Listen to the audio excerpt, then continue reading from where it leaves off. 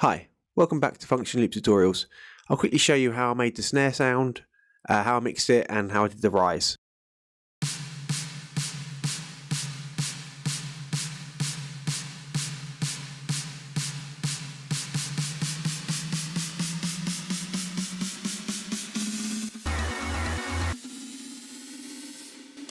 So I'm using Phalanx for this, and I'm using Function Loop's snare number 10.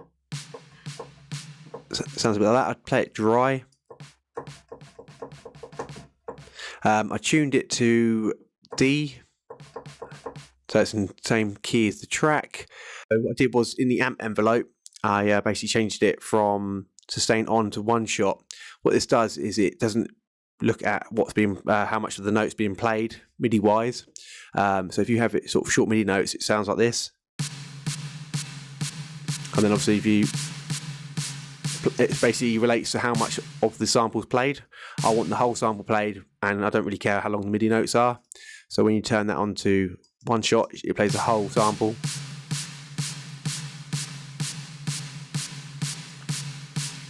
Next, I've got the Waves sound shifter on here, which basically makes it rise over here. So I showed the automation.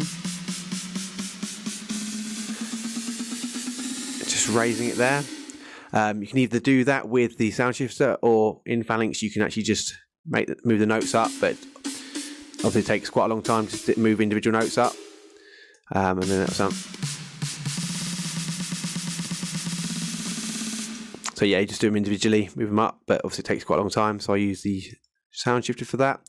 Also, what I do is I always put it before any reverb, so I don't want the reverb going up. I want the reverb to be after, so it's not actually just raising all the reverb as well, the effects, it's actually doing it sort of dry signal. That's what I do. So I've got the acoustic reverb on there, adding a lot of depth.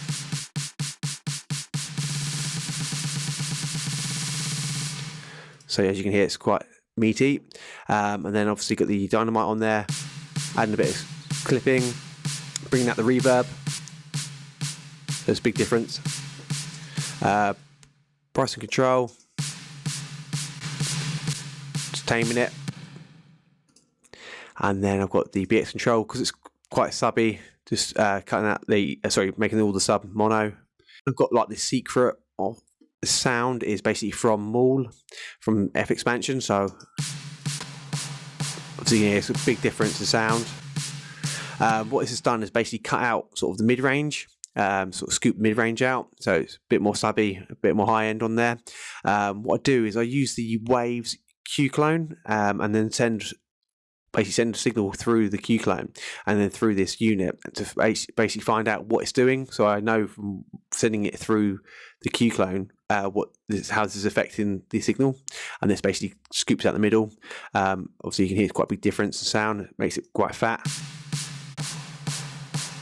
Cut out some of the rubbish on there as well, some of the horrible sounds.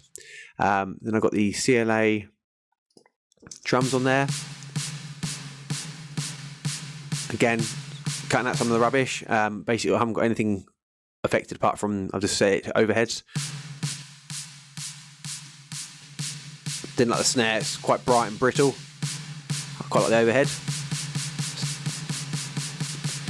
See, as you can hear, it sounds quite nice. And then I've got the Pro Q2 on there, cutting out the sub, which I didn't need. Got a horrible whistle at 200, also 200's sort of the muddy area, so you always don't really want much frequency going on down there. Sort of whistle around 300, whistle around 500, and then again I've just cut more of the high end out, or the mid range out, sorry.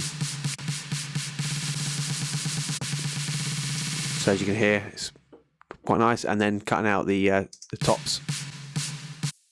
Didn't want that. Didn't want around there. It's quite horrible, quite brittle again around there.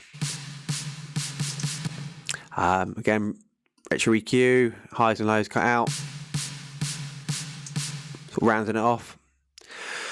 UAD 1176, which is quite a nice compressor for percussion because it's quite punchy. It's only subtle. And last of all, I've got the FabFilter Pro L on there. As you can see, it's just grabbing the transient and just taming the transient, adding a bit of gain to it. and there's the gain reduction there. So as you can see, what's been affected, it shows you what's been affected. Got a bit of a look ahead, letting some of the attack come through, and a really quick release.